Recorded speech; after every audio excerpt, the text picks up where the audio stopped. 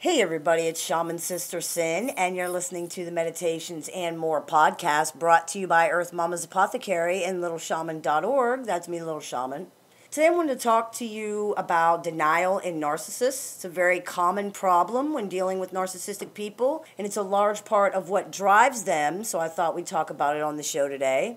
Narcissists are all different in some ways, but one thing virtually all of them have in common is denial. They operate under a huge amount of denial. It's one of the central functions of the defense mechanism that we know as narcissism. Narcissistic people generally experience large amounts of self-hatred and shame. Their emotions are out of control and disproportionate to the situation a lot of the time, which is usually experienced as frightening or as weakness, which they absolutely loathe. They generally haven't learned how to regulate or control their emotions, so they're not able to soothe themselves when they get upset. The result of this, the reaction to this, is the only defense they have against this ever-boiling cauldron of emotion: denial. This denial is very important. In order to keep the self-hatred and pathological shame that most of them feel at bay, they must combat that. Denial works as far as it goes, but it isn't enough. To simply deny who you are creates a vacuum, because then you're nobody. To counteract that, you have to then create something new to put in its place. That is where the false self comes in. It's a monument to the narcissist denial. It is the counterpart to every negative thing the pathologically narcissistic person secretly believes themselves to be. It is the shining, perfect, beautiful facade designed to keep the ugly hidden one under wraps. Without this facade, they have no armor against the self-hatred and the shame that they feel. It consumes them very quickly if it can break through that facade, and what often follows is decompensation, or what some call collapsing. Collapsing can lead to psychosis and even suicide. It is very serious. This is why penetrating the denial of pathologically narcissistic people is so difficult. It is essential to their very existence. Their coping strategy is set up in such a way that they never have to accept anything that's hurtful or that feels like blame. It does not penetrate the armor. This is why they turn and twist and deflect and project. Imagine those old cartoons where the guy contorts himself into crazy positions using a frying pan to deflect all the bullets back to the shooter. This is what the narcissistic person is doing. However far outside the bounds of reality or credulity they have to go doesn't matter. What matters is deflecting the threat. Any criticism or blame opens a doorway to that barely restrained self-hatred and shame. That's why you see the rage. That's why they feel attacked. It's like a dam that's about to burst. There are cracks in it now, and more water is starting to trickle through. The pathologically narcissistic person can feel that trickle. They can feel the pressure behind the wall, and they're panicking because their denial cannot hold on in the face of facts. What's on the other side of that terrifies them.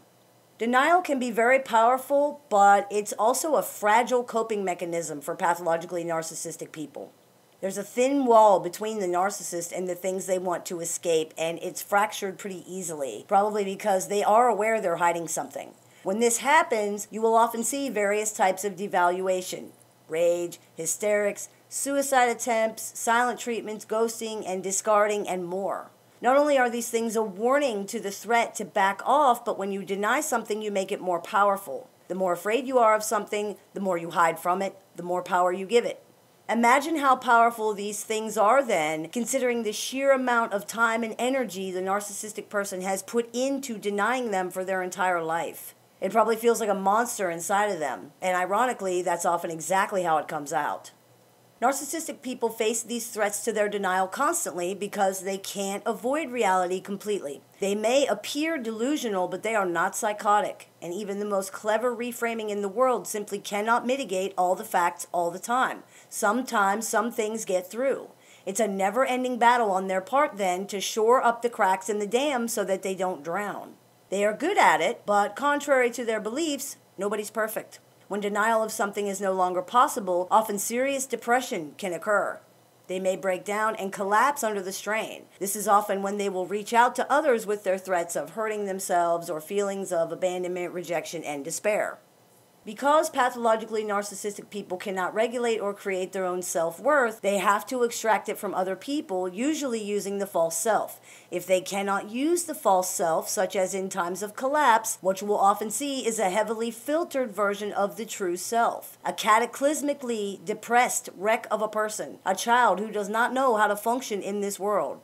It's a sad irony that instead of using this stolen self-worth to actually build true self-worth to engender acceptance of themselves, they use it to rebuild the dam and strengthen their denial. Instead of fixing the problem, they're actually reinforcing it and making it worse. It's perhaps one of the most valuable lessons we can learn from narcissistic people, the importance of living authentically and being honest with ourselves. Yes, accepting things can be painful. However, what we don't accept, we cannot change. And what we deny eventually ends up running our lives. Be honest with yourself and face the struggle. Change is never easy, but it can be so worth it. Honesty is the first step to that. I hope this clears a few things up for you. As always, I look forward to your comments, questions, and suggestions, so please keep those coming. I take appointments every week, Monday through Friday, online and over the phone. So if you're interested in speaking with me one-on-one, you can visit littleshaman.org and click the Book an Appointment tab to go ahead and do that. Or you can use the link that's available down there in the information section of this video. You've been listening to the Meditations and More podcast brought to you by littleshaman.org. That's me, the Little Shaman. May the Great Spirit bless you and have a wonderful day.